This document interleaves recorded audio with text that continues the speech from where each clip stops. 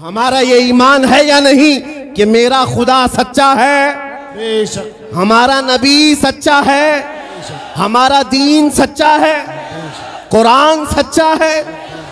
जब तुम्हारा यकीन है कि मेरा खुदा सच्चा, मेरा दीन सच्चा, मेरा कुरान सच्चा, मेरा नबी सच्चा, तो फिर मेरे अजीजों सर झुकाकर नहीं सर उठाकर जियो। बेशक सुभान अल्लाह। और तुम्हें हुजूर अकरम सल्लल्लाहु ताला अलैहि वसल्लम के अखलाक पर कभी शर्म नहीं आनी चाहिए।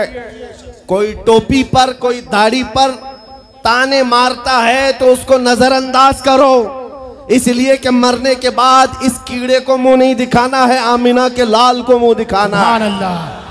ताना देता है तो देकर मर जाएगा। हमें फर्क नहीं पड़ता, हमारे लिबास से जलते हो तो और जलो, मरो, इसलिए कि जिसकी किस्मत में यहाँ भी जलना वहाँ भी जलना। और अल्हम्दुलिल्लाह सुन्नियों की किस्मत में यहाँ भी खुशियाँ हैं, वहाँ भी खुशियाँ। हम यहाँ पर हुजूर पाक का जिक्र कर रहे हैं और खुशहाल हैं, अल्हम्दुलिल्लाह खुशहाल हैं, इसलिए कि मुझे पता है हमारी हैसियत क्या है। खुशहाल हैं, आप भी हैं, हम हैं। ये छोटी मोटी शिकायतें तो सब करते हैं आप, कि बीमारी है, घर में खाना पानी नहीं है, धंधा नहीं चल रहा है, बिजनेस नहीं चल रहा है, सब लॉस में है, जॉब नहीं है, सब शिकायतें तुम्हारी है, हमें पता है। मेरे अजीजों, हम तो बार बार ये रोना रोते हैं, हम बड़ी कमजोर कौम हैं, हम बड़ी कमजोर कौम हैं, हम बड़ी कमजोर कौम हैं। लेकिन मीडिया के दज्जाली कुत्ते बार बार भौंक भौंक कर बताते हैं तुम कुछ हो, तुम कमजोर नहीं हो। 24 घंटे हम पर डिबेट होता है कि नहीं होता है? कुल मिलाकर हम पर ही डिबेट। अरे मियाँ, यहाँ तो इलेक्शन भी कैंपेनिंग के लिए हम हैं। हमारे मुद्दे को लेकर के ही सबको लड़ाना है, सबके दरमियान। मैं आपसे ये कहता हूँ, ये बातें यूं ही नहीं, वो बार बार तुम्हें भौंक कर बता रहे हैं तुम कुछ हो, लेकिन तुम कहते हो नहीं मैं कुछ नहीं हूं, हम कमजोर हैं। वो कहते हैं नहीं कमजोर नहीं, तुम कुछ हो। एक तरफ तो कहते हैं कुछ नहीं है, सब बिखरे हुए लोग हैं, पंचर पुत्र भी कहते हैं, लेकिन फिर हम उनसे कहते हैं मियाँ पंचर पुत्र है तो 24 घंटे डिबेट हम पर क्यों करते हो? डर किस बात का है? किस बात का डर है? क्या दूसरी और कौमें नहीं हैं जिसको निशाना बनाओगे? अरे 70 कौमें मौजूद हैं, लेकिन हमें पता है तुम्हारी आंखों में अगर कोई चुभता है तो गुलाम मुस्तफ़ा ही है, इसलिए कि उन्हें भी तारीख पता है। ये अगर निकल पड़े हैं सहरा से बगैर चप्पल के, पैबंद लगे कपड़ों से, तो कैसर और किसरा को भी धूल चटा सकते हैं। वह दुनिया की सुपर पावर ताकतों को घुटने टेकने पर मजबूर करने वाली कौम, वह उमर बिन खत्ताब के शागिर्द थे, सहाबाए कराम थे। दुनिया को तारीख पता है कि ये जिस दिन पढ़ने लग गए खालिद बिन वलीद को, जिस दिन ये पढ़ने लग गए सलाहुद्दीन अय्यूबी को, जिस दिन इनको कोई कहने लग गया कि तुम्हारा कोई शिहाबुद्दीन गौरी भी था, तुम्हारा कोई औरंगजेब भी था, तो फिर ये मुर्दा और मुरझाई हुई कौम दोबारा उठने लग गई तो अच्छे अच्छों की नींद हराम हो सकती है।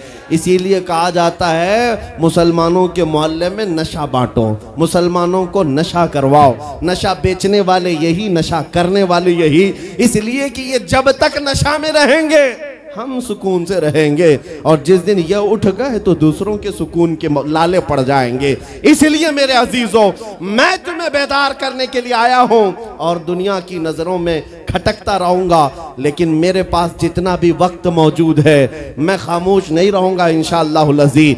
कल को भी अगर मेरी फांसी हो जाए मुझे इस बात की परवाह नहीं है, दुनिया से जाएंगे। हमारे एक के मर जाने के बाद उन कुत्तों से कहता हूं कि इसको ये मत समझ लेना कि इस्लाम खत्म हो जाएगा, मुझ जैसे 1000 कट भी जाएं तब भी हम नारा यही लगाएंगे, इस्लाम जिंदा होता है हर करबला के बाद। नारे तकबीर, नारे रिसालत, शहंशाह खिताबत, शेरे हिंदुस्तान सलमान मुफ्ती सलमान हजारी साहब किबला। सुभान अल्लाह, सुभान अल्लाह। मेरे अजीजों, बात आज ईमान की है। मैंने आज तक किसी तकरीर में किसी को असलहा उठाने की बात नहीं की, मैंने कभी किसी को बंदूक, बारूद, चाकू, तलवार की बात नहीं की और ना ही हमें जरूरत है। मेरे अजीजों, हम तो चाहते हैं कि तुम इश्क रसूल का जामा पहन लो, हुजूर की मोहब्बत का लिबास पहन लो। मेरे अजीजों, चाकू ब्लेड भी उठाने की जरूरत नहीं, तुम्हारे चलते फिरते देखकर कितने कीड़े फना हो जाए। हाँ, सिर्फ तुम्हारी चलत फिरत से कई कुत्ते नालियों में मर जाएं। सबको समझ में आती है बात। और जिन लोगों ने मुझसे पूछा था बार बार, आप कुत्ते किसको कहते हैं, मैंने कहा कोई सुन्नी मुझसे पूछा ही नहीं, किसी ने मुझसे पूछा ही नहीं। ये सारी तकरीरें सुन रहे हैं, आपने पहले ही पूछा तो कहीं ऐसा तो नहीं कि जख्म पर जाकर बात लगी हो। खैर मेरे अजीजों, आपको मैं बारहा बेदार इस बात के लिए करना चाहता हूं, हुजूर के अगर गुलाम हैं तो पूरे गुलाम बनो, पूरे गुलाम। आज के दिन अगर एक नौजवान भी ये अहद कर लिया कि मैंने अपनी मर्जी से बहुत जिंदगी गुजारी है, अपनी लाइफ में बहुत इंजॉय किया है, लेकिन आज के दिन से ये तय करूंगा कि जीऊंगा तो मेरे नबी की मर्जी से जीऊंगा, जिसने भी तय कर लिया, मैं समझता हूं कि ये जलसा वसूल हो गया, हुजूर के कदमों में पहुंच गया। मैं बताओ ए नौजवानों, बचा क्या है हमारी जिंदगी में और क्या बाकी है? क्या चाहिए तुम्हें? पूरी दुनिया तुम नाक रगड़ रगड़ कर हासिल कर भी लिए तो एक दिन तो मौत आनी है, एक दिन तो दुनिया से जाना है। सारी दौलत छोड़कर जाओगे, इस बात पर सबका यकीन है। तुमने खुद अपने हाथों से कितने मुर्दे दफनाए, तुमने कितने लोगों की कब्रों को खुद अपने हाथों से बंद किया। आज जो ये आंखें खुली हैं अचानक बंद कर दी जाएंगी, ये धड़कनें रुक जाएंगी, तुम हाथ पैर भी नहीं उठा सकते, और ये पूरे लोग उठाकर तुम्हें इतनी छोटी कब्र में डाल कर आते हैं जहां करवट लेने की भी जगह नहीं, सांस और हवा के लिए कोई रोशनदान नहीं, खिड़की नहीं। इतने घने अंधेरे के अंदर तुम तन्हा होते हो। उस कब्र के मुतालिक सोचो, वहां मुनकर नकीर जिसके बारे में पूछ रहे होंगे वो ताजदार मदीना की जात होगी। हुजूर के बारे में तुमसे पूछा जा रहा है कि तुम उनके बारे में क्या कहते थे। इसलिए सुन्नियों, आज ही हम तैयारी क्यों ना कर लें कि कल को कब्र में हमसे फरिश्ते पूछें इनके बारे में क्या कहते थे, तो वहां पुकार कर नकीरा इनसे कहना, तुम पूछ रहे हो इनके बारे में क्या कहते थे, अरे मर के पहुंचा हूं यहां इस दिलरुबा के वास्ते। सुभान अल्लाह, सुभान अल्लाह। मर के पहुंचा हूं यहां इस दिलरुबा के वास्ते। है शबे गौर भी उसी गुल से मुलाकात की रात। अजीजा ने गिरामी वकार, आज ले उनकी पनाह, आज मदद मांग उनसे, कल न मानेंगे कयामत में अगर मान गया। सिर्फ मैं तुम्हारे उन अखलाक की बात कर रहा हूं, बड़े दर्द दिल से कह रहा हूं। आ जाओ वापस उस नुक्ते पर जहां मेरे नबी ने हमें छोड़ा था, आ जाओ उस रास्ते पर जिस पर चलने वालों पर अल्लाह ने इनाम नाजिल किया है। आपको पता है वो सहाबा कराम, ताबईन और औलिया कामिलीन का रास्ता था कि जिनके बारे में इकबाल ने कहा, दी अजाने कभी यूरोप के कलीसाओं में तो कभी अफ्रीका के तपते हुए सहराओं में। दश्त तो दश्त है दरिया भी न छोड़े हमने, बहरे जुल्मात में दौड़ा दिए घोड़े हमने। आ गया ऐन लड़ाई में गर वक्त नमाज, किबला रूहों के जमीन बोस हुई कौमे हिजाज। एक ही सब में खड़े हो गए महमूद अयाज, न कोई बंदा रहा न कोई बंदा नवाज। यह हमारी तारीख थी, यह हमारी तारीख थी। मोहम्मद अरबी सल्लल्लाहु ताला अलैहि वसल्लम के गुलामों की तारीख थी। वो जिस जगह जाते थे परचम इस्लाम लहराते थे, जहां चल पड़े हवाओं का रुख मोड़ दिया, आंधियों को तोड़ दिया, समंदरों में रास्ता बना लिया। अरे दरिया दजला में घोड़े दौड़ा दिए। ये नबी पाक के गुलाम थे, दुनिया उनसे खौफजदा थी। क्या था उनका नारा? उनका नारा ये था, टल न सकते थे जंग में अगर अड़ जाते थे, पांव शेरों के मैदान से उखड़ जाते थे। अरे हक से सरकश हुआ कोई तो बिगड़ जाते थे। तेग क्या चीज है, हम तोप से भी लड़ जाते थे। नारे तकबीर, नारे रिसालत, देखो देखो कौन आया। देखो देखो कौन आया।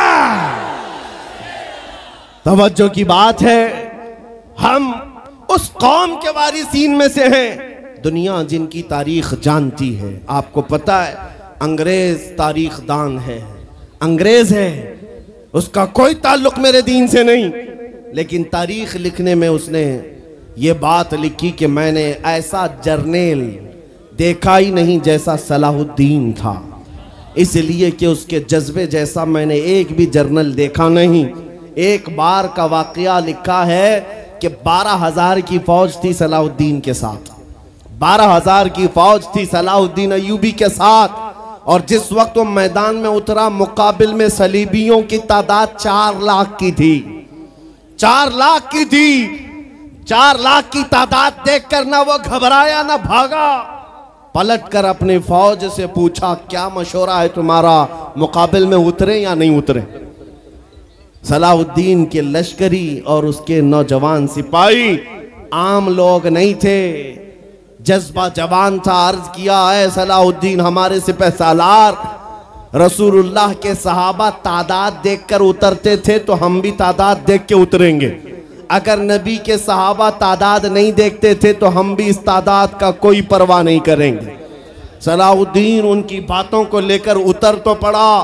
तारीख लिखने वाला अंग्रेज आदमी है, कहता है मुकाबला कर लेना और बात होती है, लेकिन 4 लाख को तितर बितर करके रख देना तारीख की अलग बात होती है। सलाहुद्दीन के इस कारनामे के बाद वो अंग्रेज तारीखदान कहता है हमारे इलाकों में हाल ये हो गया था, हमारे यहाँ की माएँ अपने बच्चों को थपकियां देकर सुलाती थी और ये कहती थी कि बेटा सो जा नहीं तो सलाहुद्दीन आ जाए। सुभान अल्लाह, सुभान अल्लाह। ये मैं इसलिए बातें अर्ज कर रहा हूँ कि सलाहुद्दीन अय्यूबी की ताकत वो उनकी अपनी बॉडी की ताकत नहीं थी, वो ना ही किसी जगह से वर्जिश करके हासिल की हुई ताकत थी। सलाहुद्दीन की ताकत इश्क़ मुस्तफ़ा की वजह से थी, वो मोहब्बत रसूल का पैकर था। हमने तारीख में उन जवानों को देखा है जिन्होंने तारीख उलट करके रख दिया है, जिन्होंने जमीन में एक अलग परचम लहरा कर रख दिया है। आपको पता है इसी हिंदुस्तान की सरजमीन पर सबसे पहला 10,000 का लश्कर लेकर आने वाला एक जवान, अरब से सबसे पहले आने वाला मोहम्मद बिन कासिम सिर्फ 19 साल की उम्र में आया था। 19 साल की उम्र में आया था। किस लिए आया था? माल लूटने नहीं आया था, यहाँ जगह कब्जा करने नहीं आया था। जैसे आज तारीख तोड़ मरोड़ करके बताई जा रही है, जितने बादशाह आए सब आक्रमण किए, सारे लोग यहाँ लूटपाट करने आए थे, ये तारीख तोड़ मरोड़ कर बयान की जाती है। मेरे अजीजों इस पर फिर कभी गुफ्तगू करेंगे, लेकिन मोहम्मद बिन कासिम क्यों आया था? इलाहाबाद के एक पंडित है, उन्होंने खुद लिखा है, मैं अपनी बात नहीं पंडित जी की बात कह रहा हूँ। उस वक्त हालात ऐसे हो गए थे कि चंद औरतें, मुसलमान औरतें जो श्रीलंका की सरजमीन से हज के लिए जा रही थी, उस वक्त राजा दाबिर सिंह उसके कुछ गुंडों ने इन औरतों को पकड़ लिया, उनकी इज्जत लूटी, उनका माल लूटा, उनको कैदी बनाया। उन औरतों ने उस वक्त पुकार कर कहा था कि कोई है जो हमारी इज्जत बचाएगा। कोई तिजारत करने वाला बाहर से आया हुआ ताजिर बात सुन करके अरब गया। अरब में जाकर गवर्नर जो था उसके सामने वाकया बयान कर रहा था। 19 साल का जवान मोहम्मद बिन कासिम वहां से गुजर रहा था। उसने इतना वाकया सुना कि हिंद की सरजमीन पर कुछ हमारी बहनों की इज्जत लूटी जा रही है। वहीं खड़े होकर उसने कहा लब्बैक या उख्ती, ऐ मेरी बहन मैं तेरी इज्जत की हिफाजत के लिए आ रहा हूं। वहां से पुकारा अपने चचा जो गवर्नर था उस वक्त, उससे 10,000 का लश्कर लेकर के सबसे पहले यहाँ आने वाला मोहम्मद बिन कासिम किस लिए आया था? माल लूटने के लिए नहीं, औरतों की इज्जत बचाने के लिए आया था। हिंदुस्तान की सरजमीन पर कदम रखा और उसके बाद सामने मुकाबिल में फौरन जंग के लिए नहीं आया। कहा कि जिन औरतों को कैदी बनाया वो छोड़ दो, जो हज के लिए जा रही थी उन्हें आजाद कर दो, और दूसरी बात जिन्होंने गुंडागर्दी की है उन्हें पकड़ो और जेल में डालो। राजा को घमंड था, उसने इनकार किया तो मोहम्मद बिन कासिम ने कहा चलो आओ मोहम्मद अरबी के शेरों से मुकाबला हो जाए। 3 दिन का मुकाबला हुआ था, न राजा बचा न बाजा बचा, सारे हजारे इधर से उधर हो गए और मोहम्मद बिन कासिम का परचम लहराया। मेरे अजीजों, औरतों की इज्जत का मुहाफिज 19 साल का जवान था जिसने आते ही औरतों की इज्जत भी बचाई और मेरे दीन का परचम भी लहराया। मैं आज पूछता हूं हमारी उम्रें कितनी हो गई? कई जवान 25 साल 30 साल क्रॉस कर चुके। आज बहुत सारी औरतों की इज्जतें जब लूटी जाती हैं, तुम तो मोबाइल में देख देख करके शेयर कर देते हो, वीडियो इधर से उधर फैला देते हो और उसके बाद समझते हो हम बहुत बड़ा काम कर रहे हैं। हर कोई यही कहता है सबको शेयर करो, सबको शेयर करो, काय के लिए शेयर करो? मेरे अजीजों, ये कौन सी जंग लड़ रहे हो? व्हाट्सएप मोबाइल की जंग लड़ रहे हो? तुम्हारे अंदर अगर गैरत बाकी है तो मेरे अजीजों, किसी की इज्जत लुटते हुए देखकर तुम तमाशा नहीं कर सकते। ईमान बेदार करो, ईमान बेदार करो। ये आज हालात क्यों आए? इमाम गजाली की एक बात मैं सुनाता हूं। बहुत सालों पहले उस इमाम ने कहा था, 1000 साल पहले तकरीबन, उस इमाम ने कहा था जब इस उम्मत के सामने उनके रसूल की तौहीन हो रही हो और उम्मत खामोश बैठी रहे तो चंद दिन इंतजार करें, इनकी माँ और बहनों को बाजार में लाकर नीलाम किया जाएगा, इनकी माँ और बहनों की इज्जत लूटी जाएगी और ये कुछ ना कर सकेंगे, इनके बच्चों को मारा जाएगा और ये कुछ ना कर सकेंगे। मैं आज महसूस कर रहा हूँ हुजूर की गुस्ताखी पर और तौहीन पर खामोश रहने का नतीजा ये है कि अब हमारे घर भी सलामत नहीं रहेंगे। लोग आज चीख रहे हैं, मस्जिदें वीरान हो गई, मस्जिदें टूट रही हैं, खानकाहें टूट रही हैं, न जाने कितने मज़ारात बिल्डोजर से ख़त्म किए जा रहे हैं। ये तमाम बातें अपनी जगह पर। मैं आपसे पूछता हूँ, जाने ईमान रसूलुल्लाह की इज्जत बाकी नहीं रही तो फिर कुछ भी बाकी नहीं रहा। वो जो न हो तो कुछ न हो, वो जो न थे तो कुछ न था। जान है वो जहान की और जान है तो जहान है। आपसे मैं यही कहना चाहता हूं, सीरियस हो जाओ, हसास हो जाओ। हंसी मजाक गलछड़े ये लतीफे लोगों के दरमियान अय्याशियां खत्म कर डालो। आज हर एक के घर से धुआं उठ रहा है और लोग अभी खुशियां और तमाशा देखने में मसरूफ हैं। आज पूरी दुनिया में जो तमाशा है आप नहीं अंदाजा कर सकते। फिलिस्तीन के बच्चों के साथ खून की होली खेली जाती है। हमने इराक में देखा है चंद साल पहले जहां मैदान में खेला करते थे लोग, आज वो मैदान कब्रों से भर चुका है, कब्रों से भर चुका है। इतनी मौतें होती हैं कि जनाजा उठाने के लिए लोग नहीं होते, जनाजा उठाने के लिए लोग नहीं होते। ये तमाम हालात क्यों पैदा हुए? मुल्क शाम के हालात इतने सख्त तरीन हो गए हैं कि तकरीबन 50 लाख के करीब बेघर हो चुके लोग, जिनका घर नहीं, सब टूट चुका। ये हालात देखकर मैं आपसे कहता हूं, बेदार हो जाओ और अमल की तरफ आ जाओ। क्या अब भी तुम्हें अज़ानें नहीं उठाती? नमाजों के लिए दौड़ते नहीं? अल्लाह का कहर जब आता है, पकड़ आती है, तो फिर कोई तुम्हें नहीं बचा सकता, कोई नहीं बचा सकता। मैं वार्निंग भी दे रहा हूं और आपको बता भी रहा हूं कि नबी करीम सल्लल्लाहु ताला अलैहि वसल्लम का दरवाजा अभी खुला हुआ है, खुला हुआ है। और वो ऐसा नबी है, ऐसा नबी है जिसके दरबार से वाबस्ता होने में कभी आपको शर्म नहीं आएगी इंशाअल्लाह, और कभी आप अपने आप को बेआबरू नहीं समझेंगे, कभी नहीं। मैं अपनी प्रैक्टिकल लाइफ बता रहा हूं। हुजूर की मोहब्बत में, वो वफा में जो मजे हैं वो दुनिया में कहीं नहीं, कहीं नहीं है। जब बेचैन दिल होता है तब भी हम, मेरे अजीजों, गाने सुनकर के अपनी बेचैनी दूर नहीं करते। हम पिकनिक पॉइंट पे जाकर अपनी बेचैनी दूर नहीं करते। जब ज्यादा बेकरारी हो तो यही कहते, उनके निसार कोई कैसे ही रंज में हो, जब याद आ गए हैं सब गम भुला दिए हैं, उनकी महक ने दिल के गुंचे खिला दिए हैं, जिस राह चल दिए हैं कूचे बसा दिए हैं। हुजूर को याद कर लेते हैं, बेचैनी दूर होती है, बेकरारी दूर होती है। आपको मैं ये बात कहना चाहता हूँ, हुजूर की वफा में जो इज्जत है वो कहीं नहीं है, हुजूर की गुलामी में जो इज्जत है वो कहीं नहीं। आज आपके दरमियान मैं यहाँ आया हूँ, फतेहपुर सिकरी पहली मर्तबा, लेकिन तुम्हारा जोश और जज्बा मेरे अजीज़ों, रात के 12 बजे के बाद मुझ जैसे एक अदना तालिब इल्म के इस्तकबाल के लिए अगर इतना मजमा खड़ा है, जो खड़ा है, जिसको जगह नहीं वो भी, जिसको जगह है वो भी, क्यों कोई बड़े पार्टी का नेता आया है? क्या किसी गवर्नमेंट का ओहदेदार आया है? नहीं, सबको यहाँ पता है कोई नेता नहीं आया, हुजूर का एक गुलाम आया। हमारी आज जो इज्जत है वो सिर्फ इसीलिए है, जब तक बिके न थे तो कोई पूछता न था। या रसूल अल्लाह, तुमने खरीद कर हमें अनमोल कर दिया। जब तक के मदीने से इशारे नहीं होते, रोशन मेरी किस्मत के सितारे नहीं होते। इसलिए आपसे भी कहता हूं, बेदाम ही बिक जाइए बाजार नबी में, बेदाम ही बिक जाइए बाजार नबी में। अरे इस शान के सौदे में खसारे नहीं होते। नारे तकबीर, लब्बैक लब्बैक लब्बैक या रसूल अल्लाह, लब्बैक लब्बैक लब्बैक या रसूल अल्लाह। ताजदार खत्म नबूवत, ताजदार खत्म नबूवत।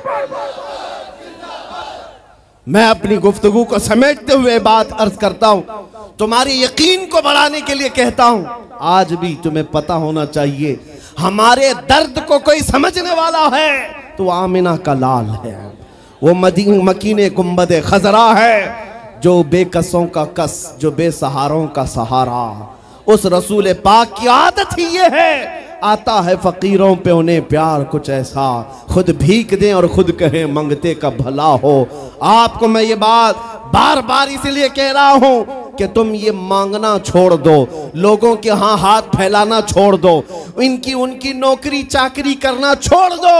मेरे मुर्शिद ताजु शरिया फरमाया करते, बुल हवस सुन सीमो जर की बंदगी अच्छी नहीं, बुल हवस सुन सीमो जर की बंदगी अच्छी नहीं, उनके दर की भीख अच्छी, सरवरी अच्छी नहीं। दुनिया में कहीं इज्जत नहीं पाओगे जो मेरे नबी की गुलामी में पाओगे। इसलिए कि हमने हुजूर से वाबस्ता होने वालों को देखा है, वो बिलाल हबशी हबशा के रहने वाले थे, अगरचे रंग काला था, लेकिन जब मेरे आका की गुलामी में आए तो मेरे आका ने उन्हें काबे की छत पर चढ़ा दिया, और काबे की छत पर से अजान देकर बिलाल ने ये लोगों को बता दिया, ऐ लोगों मुझे देखो, रंग से इज्जत नहीं, मुस्तफा के कदमों से इज्जत है।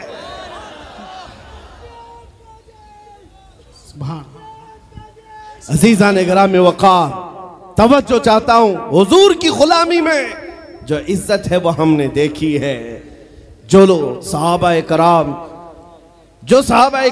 सैयदना अमीरुल मोमिनीन उमर इब्न खत्ताब, जिनका हाल ये था 36 लाख स्क्वायर किलोमीटर पर तन्हा हुकूमत करते थे।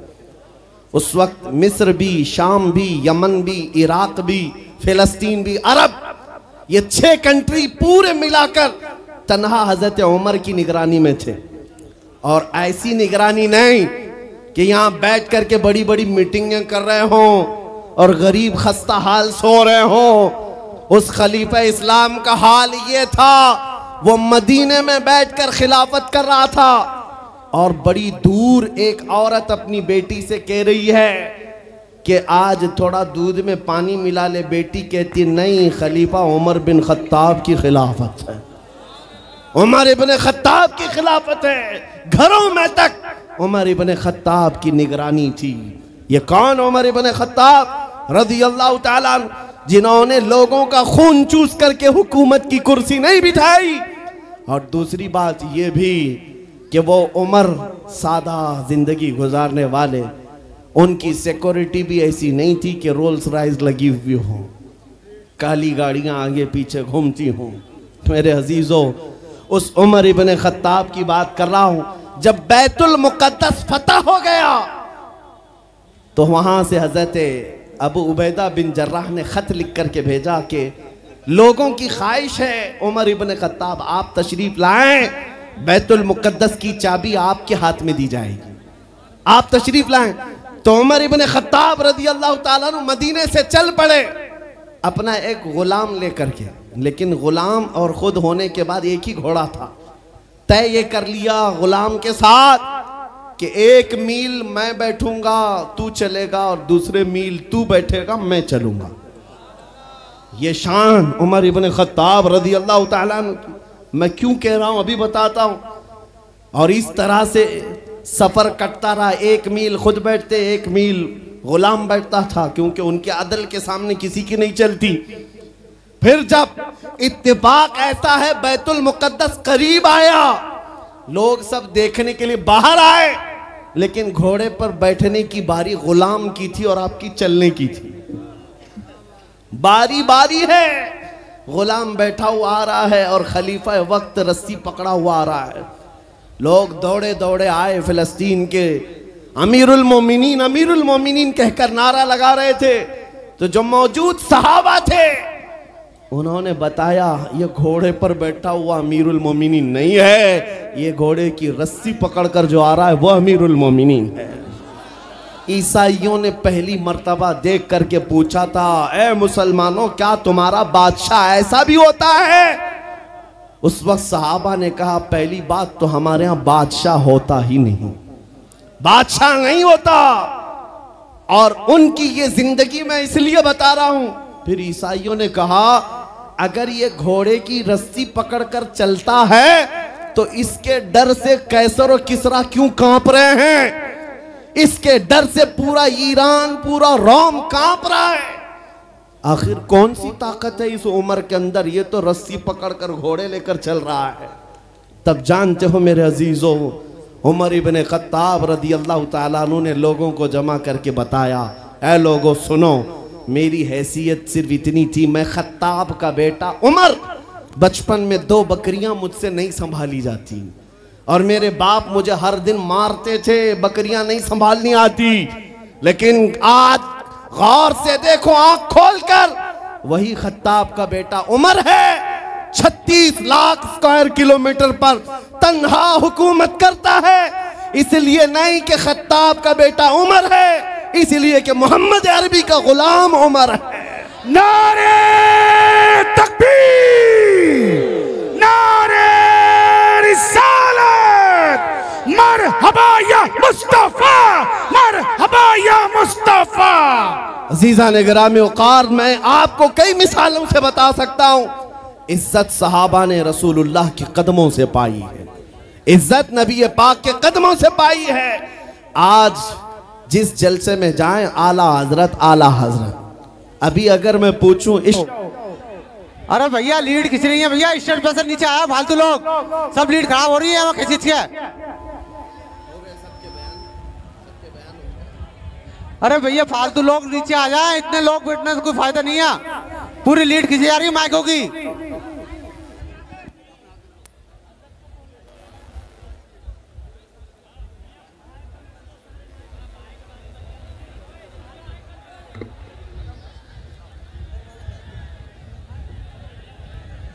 मिंबर नूर पर जलवाबार उलमाए ज़वील एहतराम, मशाइख सादात, हाज़रीन अहले सुन्नत व जमात, अस्सलामु अलैकुम व रहमतुल्लाहि व बरकातुहू।